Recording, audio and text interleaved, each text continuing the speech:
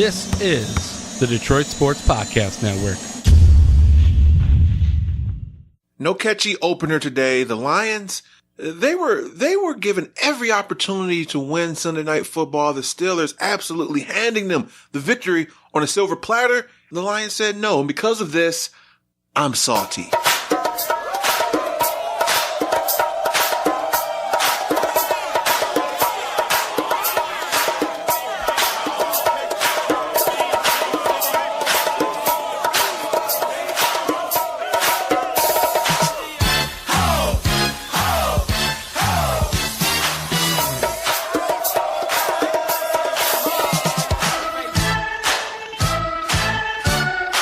It's the Hindsight 20 podcast. I'm your host, Jerry Mallory. I want to thank each and every one of you for listening. You just heard me a couple days ago doing the Sunday Night Football preview. I had the Lions losing this game. I think I said like 27-26, something like that. And as always, when I do those predictions and it's against the Lions, I say, prove me wrong. Well, perhaps Pittsburgh was in compliance. Maybe they said, you know what? We're going to allow you to be proven wrong. But the Lions, on the other hand, they weren't too cooperative. So let's talk about this game. As you know, we're a little bit later because it was Sunday Night Football. And I'm not doing a show at midnight, getting up at 6 o'clock to go to my normal job. It's not happening. Sorry. And then, Monday I said, well, let's wait till Tuesday, just in case there was a move made. There was a trade from the, on behalf of the Lions. That would be cool to talk about it. Have a show that very next morning. It didn't happen, but here we are talking about Sunday Night Football. We're gonna make believe. We're gonna play pretend. Since the Lions didn't pull off a trade, we're gonna make believe and pretend that they did. Over at PrideDetroit.com, they have a fan fiction section or a fan fiction piece that they do where they pretty much just make believe. And we're gonna do that something similar today. I'm not going to call it fan fiction because I don't want Jeremy Reisman and the boys to sue me. I don't have any money to give them.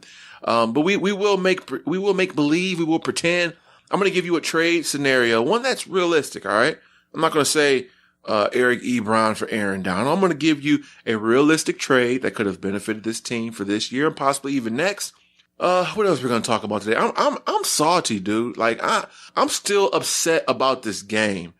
The fact that the Pittsburgh Steelers, they didn't look like the Steelers that played, Kansas City.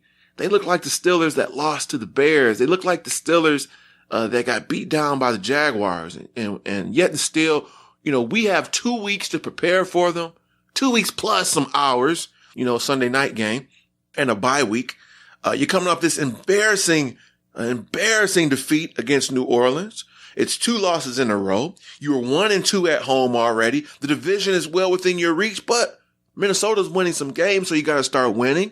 All right. They even had the all blue uniforms on, which I was a fan of. I love uniforms. You had Barry Sanders in the house. You had big baby Shawn Rodgers in the house. You had Dre Bly in the house. I mean, everything was just like, win this game. Add all that to the fact that, like I said, Pittsburgh just did not bring their A game or come even close. They're dropping touchdown passes. They're dropping first downs. Ben Roethlisberger missing guys wide open. Le'Veon Bell not looking that good. He fumbles the ball. A team that was number 1 in pass defense for the entire year. I guarantee you they're not anymore because they gave up 400 something yards through the air. I mean, everything about this was uncharacteristic of the Pittsburgh Steelers team that I had been watching because, they're often on a marquee game. They play a lot of afternoon games. I mean, I've probably watched them 3, maybe 4 times this year. And that wasn't the same team.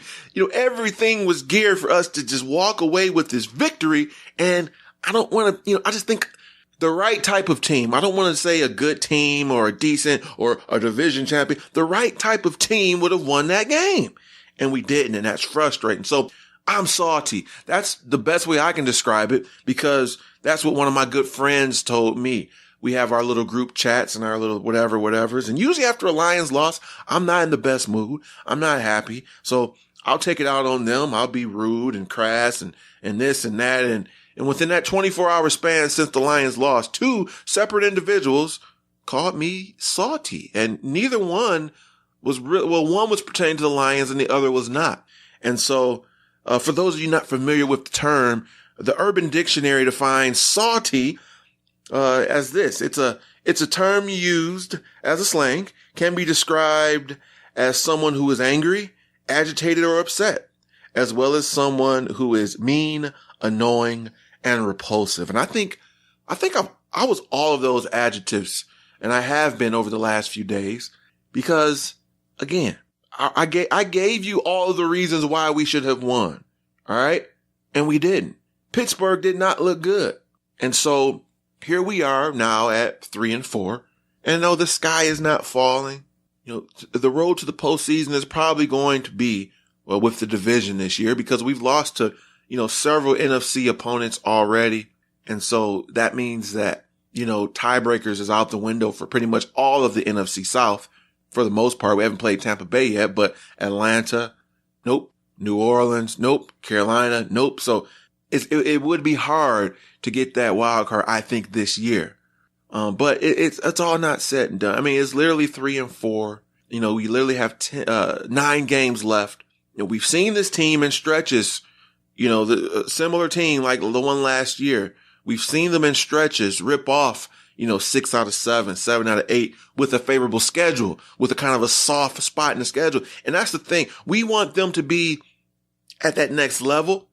We want them to be a team that can hang with the big dogs. And let's just face it, they're not there yet. However, as the schedule falls, things are about to start falling into place for us. And we're going to play that schedule game. We're going to play that schedule game with the Lions. We're going to play that schedule game with the Minnesota Vikings on this podcast. And truthfully, these next 10 games, it is realistic that we could go, I keep saying 10, these next 9 games, it is realistic that we could go 6-3, maybe even 7-2. And that puts you in that race for this division. I know Minnesota is 6-2, but we're going to look at the schedule, and I see them around 10 wins this year. I think they're going to go 4-4 that second half of the year because the schedule gets tougher. And if, we get to 10 wins, and one of those 10, and that one of those wins of the next 9 is against Minnesota, then we own the tiebreaker. So, all is not lost, but this was just everything was just set right there to win this game. And in Pittsburgh, they allow you to get to the 1-yard line what felt like, 100 times, and you don't walk away with the victory. It's disappointing. This game has been talked about now ad nauseum. You've had 2 full days of, other podcasts and radio and interviews. So we move forward. I will say this though, give my little 2 cents on the Jim Caldwell decision to go for it while they were only down 1 point. And I actually agree with the theory. Some people say, well, he went for it and then he kicked the one and when he was down 8 and he kicked the field goal. Here's my line of thought. You're Jim Caldwell, right? Let's step into the mind of Caldwell. And I've got my issues with him. I do. Game management, play calling, coordinators, the whole deal is there. It's all coming back, right? But this one particular moment, I'm defending him. You're Jim Caldwell, and here's your scenario. You're moving the ball, okay? You're moving the ball good. You trust your offense, but on the other side is Pittsburgh, which was like the 2nd-ranked defense in the league. How many more opportunities will you have to put up 7 points? How many more opportunities will you be at the 1, at the 5, at the 10? We didn't know at the time, but it happened a few more times. But if you're Jim Caldwell, you're sitting there and it's 1 yard. It's prime opportunity to get 7 points. All right. We don't have a ton of drives. We haven't been moving the ball that great. So you have a chance to get 7 against a great defense till that game, but still have to give them credit. It's a great defense. You're at the 1 yard line. And then for whatever reason you don't get it. Okay. You've got them pinned within 5 yards, which essentially, if your defense is halfway decent, if you flip the field, you're right back in field goal position, right? That's got to be his mindset. That kind of crossed my mind. It's like, all right, we're moving this ball. We need some touchdowns. We need field goal. We need some touchdowns. This might be one of our better opportunities for the rest of this game to get a touchdown. Let's try it while it's there. Conversely, if you don't get it, like I said, well, you have pinned them. Would have been at the 1, but we lost like 2 yards on that play. You pinned them inside the 5. And so now You're taking a chance on your defense, not giving up 97 yards to Juju Schuster Smith, whatever. That wasn't an intentional derogatory term. It was actually a slip of the tongue. Apologize. You don't anticipate Juju Schuster Smith to get 97 yards. So even if you don't get that touchdown, you pin them, field position, the field flips, you're probably 10, 15 yards from another field goal anyway. And so for that reason, I'm not killing Jim Caldwell for that. I'm going to say that's on the players not executing. It's there at the 1 yard line. Given the scenario, you have a chance to now go up 6 points. You probably go for 2. You can go up anywhere from 5 to 7 points in this game. Defense playing decent at home. I get it. I get why he did it. I support that. I don't have an issue with that. But the team just did not execute. And that's the issue at hand. We can put blame in so many places. And I know Caldwell is a popular guy to blame, and he has his fair share of issues. I'm not denying that. But in this one particular instance, I'm going to put the blame on the Lions. Now, like I said, all is not lost. At 3-4, it's not ideal. It's tough, but this team has shown, like I said, they're at that point where, they're in between where we want them to be and, where we've kind of dreaded them being for so many years. They're average to slightly above average. We want them to be great. We want them to be contenders, up there with the Super Bowl. We've waited so long. They're not there yet, but they're not at the bottom of the barrel either. And so these next few games, let's just run them down. We're not going to go, win prediction by win prediction, but you know what it is, but we'll go through it. You got Monday. Green Bay is coming up. Obviously, situation is at hand where it's Hundley going to be the guy under center. After that, it's home against the Browns. You've got the Bears on the road. You've got that Thanksgiving game. That's Minnesota. Then, you got a couple of road bouts against the Ravens, who are, they've been up and down. That might be difficult. And then you got the Buccaneers at 2-5. They're a lot worse than people thought. It's just not working for them right now. Then you've got the Bears at home. You've got the Bengals 3-4, another up and down type game. We'll see how that goes. And then you've got Green Bay at home. So if I'm looking at this, if I'm looking at this realistically, I would probably guess they're at like 6-3, to put you at 9-7, and might not quite be enough because, I think the Bengals and both the Ravens being on the road, weather may be a factor. It's not a familiar opponent. I can see us losing both of those games. And then, the thing is though, honestly, other than those two games, we have a shot to pull off any other game. We really do. And those included, but we probably will lose somewhere in there, whether it's Minnesota overtaking us at home, whether we go on the road and Chicago beats us. This Monday Night Football game isn't guaranteed. After what they did against Pittsburgh, it's hard to just have too much confidence in any game. But I can see 6-3 as a possibility. If they really get their stuff together, 7-2 is there for the taking to go 10-6 and potentially, win this division. But it's up to them, man. It really is. If I had to guess, I think they do play a lot better. The schedule's softer, and I think it yields 6 wins, 3 losses, though, which would put you at 9-7. I don't think that'll be enough this year to get the wild card. And then, unless there's a bigger meltdown coming for Minnesota, I don't think that's going to be enough. I think they can scratch and claw and find a way to get 4 more wins, to go 4-4 to end their season. That will put them at 10-6. But hey, it's all conjecture. I think I'm saying that right. I don't know, but you get my point. All right, guys, we're going to take a break. When we come back, we're going to flip this around. We're going to start talking about Minnesota's schedule, why I think, they're 6-2 now, but I can see them, kind of doing that 4-4 thing. Maybe we can get fortunate and they do even less.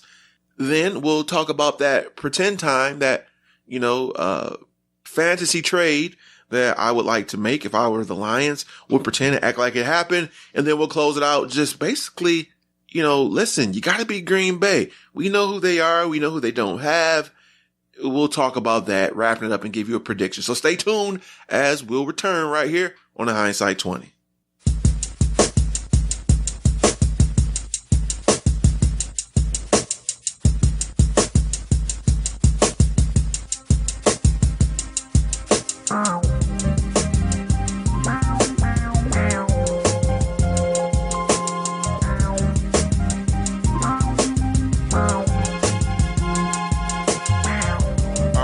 back on the Hindsight 20. Before we went to break, we talked about the Lions, their schedule, kind of my forecast for them. Now let's flip it around. Let's look at the Vikings. Who do they have left? And, how do we see this thing panning out? So they've got a bye week this week, right smack dab in the middle. That's where you want your bye week. Ours wasn't quite that juicy, but, it wasn't too bad. Week 7, we'll take it. They got theirs at week 9, though, which is perfect. And so coming out that bye week, they don't play anybody this upcoming week. They go ahead and they've got a bout against the Washington Redskins. It's on the road. Then they go at home against the LA Rams.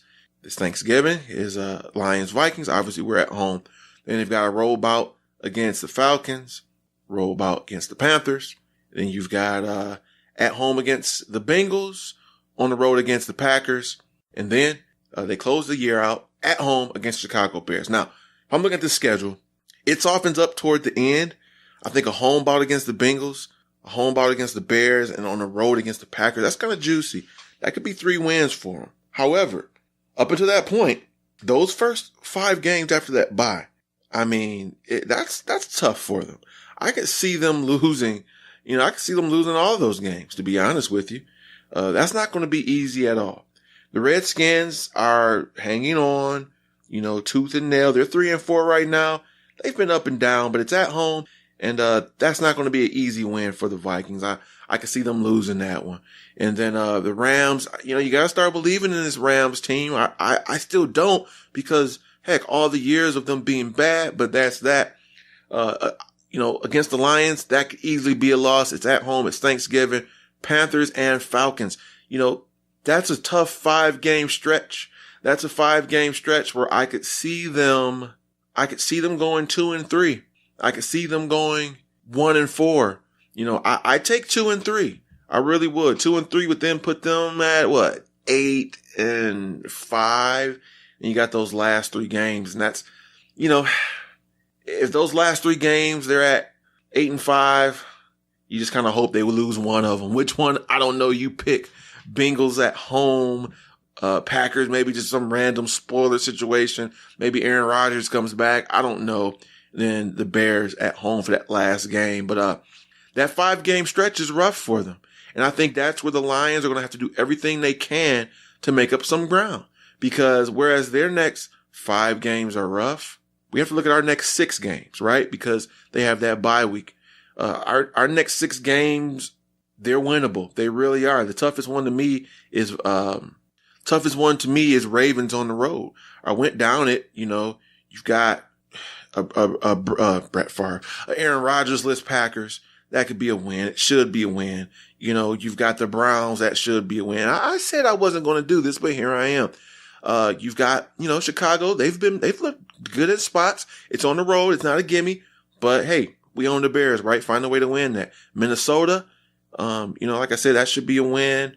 You've got Tampa Bay. They've looked rough. So, let's play make believe. Let's say we go 4-2. All right. Those 6 games that are all winnable. And then, they go 2-3. We make up a little ground, right? We make up a little ground. That would be what? We make up a game and a half. We're 2.5 back. One of those wins being against them, we'd own the tiebreaker. So, we'd be looking at the last 3 games of the year for both squads. And, it would come down, although they don't play each other, team versus team. I'll take my chances there. If I'm sitting at 3-4 right now, which isn't great, if I can get the opportunity to say, hey, you're 1 game, a legit 1 game, because you own that tiebreaker. You're a legit 1 game behind Minnesota, and you both have 3 games left. May the best team win. I'll take my chances with the Lions on that. That would be a pretty stellar finish. But the Lions got their work to do, and I'm jumping the gun and I'm looking ahead because I want to, okay? Everyone say don't do that. Coaches, players, 1 game at a time. You can do that. I think sometimes we get so mixed into, hearing what they say, your Caldwells and your players, that we kind of become them. That trade wouldn't work because of this or that, da-da-da. It's okay. We're fans. It's okay to dream a little bit. It's okay to not be so dead on and so realistic at every moment. Let's think about it. Every week it's 60,000 people wearing other men's names on their back, spending absurd amounts of money for a game. And I'm not saying it like it's a bad thing. It's entertainment. It's a great thing. I love it. That being said, mixed into there, we don't have to be reporters. We don't have to be coaches, and we don't have to be players. So let's make believe. Let's have a little fun. Let's do an unrealistic trade or acquisition. Or let's try to, it's like a box that a lot of times, let's be a smart fan. Let's be an informed fan. And I get that. I'm down with that too. I'm down with professionalism and, establishing credibility by not just saying crazy stuff. But there's a limit and there's balance to everything. Some people will go so far as to, well, I'm not going to look that far ahead. We just got to win our games, one game at a time. No, we're fans. There's a schedule. I want to play the schedule game. I'm going to do the what if game. I'm going to do the prediction, the vibe, how I feel, how it'll pan out. If you don't like it, well, you know what you can do. Speaking of which, let's play make believe. I've got a realistic trade scenario since, trade deadline passed. We didn't do anything. One can dream though. Jay Ajayi goes to the Eagles. It's funny. There was a lot of people on Twitter. Oh man, Lions, blah, blah, blah, Jay Ajayi, blah, blah, blah, blah, blah. Let's make one thing clear. All right. Jay Ajayi would look like Amir Abdullah in our system with our run blocking and our scheme. Trust me on this. He's good. He's good. Maybe he is better than Abdullah, but Ajayi isn't a world beater. Okay. There's been some character concerns. He has a degenerative knee issue. That's not good for a position that doesn't last long in the league. There's a rotating door. 1 year you're good. Next year is like, what happened to you? There's a lot going on there with that Jay Ajayi trade. I'm not mad at the Eagles for doing it either. I mean, I think they have a number of picks this year, at least one extra fourth. They may have 2 extra fourth round picks. I think they do have 2 extra fourth round picks. Not 100% sure on that. But my thing is, I'm not killing the Eagles for it. I definitely understand why the Dolphins did it. They're kind of in sale mode. They're making some changes, or even Jarvis Landry was available. You know what I mean? But I'm not killing the Lions for, oh, you didn't try to get Ajayi. Oh, you could offer a third. I saw someone post that on Twitter, and, no disrespect to you, but, I don't agree with it. And you probably just could have offered a fourth, and they would have taken your trade over the Eagles, since the Eagles will more than likely have a better pick than you. Now, I don't know which pick the Eagles offered. I think they have Minnesota's fourth. They have their fourth. And I think the other fourth they have are the Bills. So in any event, all of those teams have better record than the Lions. So even if we offered a fourth, that would have probably trumped Philadelphia's offer of a fourth. So not only do I not agree with that Twitter random person, I got a Twitter beef with some random person. I don't even know who said it, but I heard a lot of people saying we should have went after Ajayi or this or that guy. But seriously, we could have just offered a fourth, not a third. Whoever you are, unnamed Twitterer. I don't remember who it was. I'm on Twitter just scrolling. Jimmy Garoppolo, cool. We knew eventually he was going to be dealt. And it was at a time where it looked like he could have garnered a first. But, Belichick said this was the time to do it. And this was the best we can get for him. So there you have it. In this Brown story, I just refuse. I refuse to believe that, they offered the second and third to the Bengals for AJ McCarron, and for some reason they goofed up and it didn't happen. The one rumor, oh man, it's so funny to me. The one rumor is that they were so busy celebrating. They were so busy celebrating that they didn't process the trade before the deadline. That would be so Browns. Like, seriously, I don't care who their GM or changes they've made or improvements that would just be so Cleveland Browns. I got a good buddy, and I don't know why. He lives here in Detroit. God love him. His 2 favorite teams are the Lions and the Browns. And I'm not even talking about you, Ryan Matthews. His 2 favorite teams are the Lions and the Browns. So I'm texting him like, hey, dude, what about this whole thing? He's like, yeah, I think they blundered it, man. I think it happened. If that's even remotely true, that they were so busy celebrating that they didn't get a chance to process the trade, that is hilarious. I just love it. I wish it's true. I don't think it is. I think it's, and I heard somewhere else where they had the trade set and then they backed out. Because if you're giving up a second and a third, to me that means you've already given up on DeShone Kizer. And, he's 10 games, 8, 9, whatever games. in so far, be a little bit early, right? 8 games in, right? Let's add it by, I don't know, but it's early. You get my point. Anyways, here's my fictional trade, realistic, that could have happened scenario. And then we'll get into the Packers and get out of here. So Miami Dolphins, they've got some issues going on. They've got some things happening. There's talk about them trying to rebuild. Even Mr. Adam Gase, who just got there. Some are saying, hey, his job isn't as safe as you think. They did move Jay Ajayi, who is a young and promising running back, but he has his issues. There's talk about them moving on from Sue after this season, cutting him. There's character issues there, and he makes a gajillion dollars. And then there's guys like even Jarvis Landry that was rumored to be being shopped. So I said, man, this would fit as a trade partner. So enter the Miami Dolphins. Now, they have made attempts to get that athletic tight end thing going, and it hasn't worked a few times. They probably gave up on Charles Clay a little too soon. He's been okay in Buffalo. I think injured now or battling injuries this year, but he's been pretty good. They did the Julius Thomas thing, and, that didn't quite work. So enter Eric Ebron. Now, who are we going to pick up? Now, I'm looking at this team. I'm saying, well, if they're potentially rebuilding, perhaps it's a veteran, a guy that's been around for a while. And let's not just stop there, though. What do the Lions need? It's definitely help on the defensive end. At defensive end, even. So, in my realistic, one can dream scenario, the Lions trade Eric Ebron to the Miami Dolphins for veteran pass rush specialist Cameron Wake. Cameron Wake, Pro Bowler about 5 times. You all know he did the CFL thing for some years, came back. He's on a modest contract. He makes $8 million this year, $8 million next year. He's old now. Okay. He's 35, but he's got 6 sacks so far. And, it has not shown signs of, not being able to continue that. Even if it's just the rest of this year, he's already got 6 sacks. So he's on his way to double-digit sacks this year. And, I believe that this would be a good guy to pick up for several reasons. It's a perfect upgrade. You bring in a guy, he's instantly your best pass rusher. He's better than injured or whatever's wrong with Ziggy. He's better than Zettel.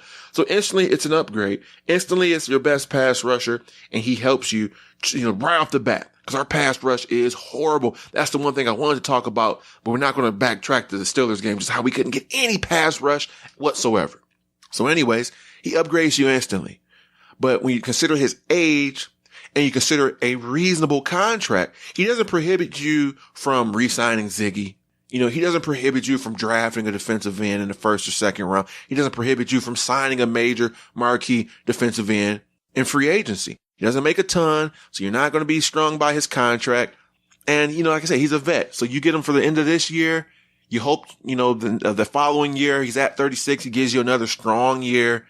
And then you move on. You cut bait. And you get something for a guy in Eric Ebron who, it could change. But at this point, right, they're going to let him walk. They pick up the 5th-year option, but they can cut him and they don't owe him anything. There's no dead cap. There's no penalty.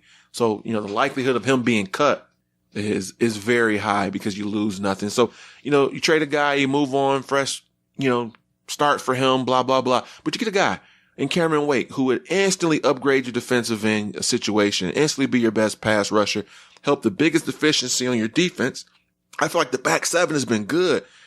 Jalen Reeves may have been playing good now. Jared Davis has been solid. Tahir Whitehead, you got your 3-headed monster at safety. Glover Quinn being Glover Quinn.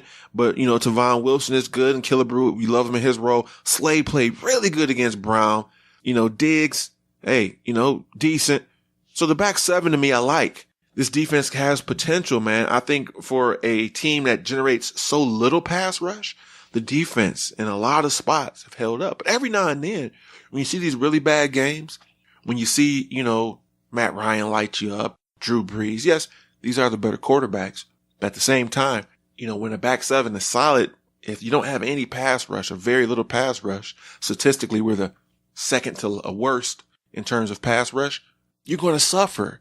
All right. I don't care how good your back 7 is. So let's bring in Cameron Wake.